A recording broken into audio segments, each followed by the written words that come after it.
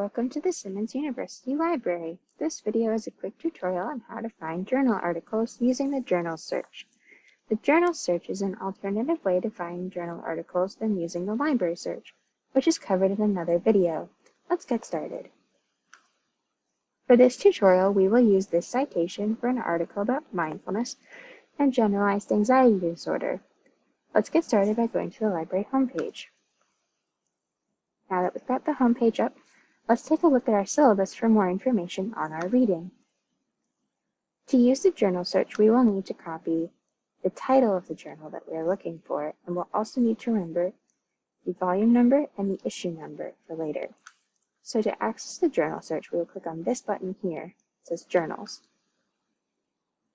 Once we do that, a search bar will come up, and we can enter in the title of the journal that we're looking for.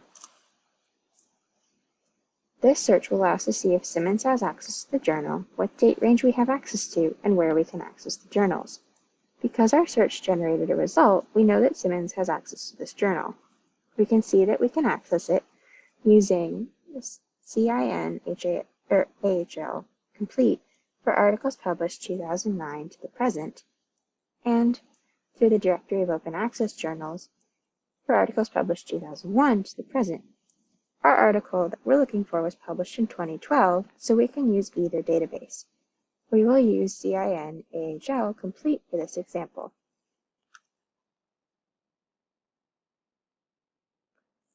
Once we are viewing the journal, we can go to the list of dates on the right, and we can find 2012. Once we see that, we can now go to volume 41, issue 10, which you will remember from the citation is where our article is published.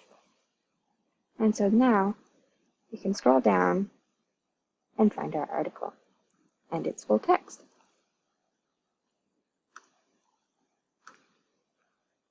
This concludes the tutorial on finding journal articles using the journal search.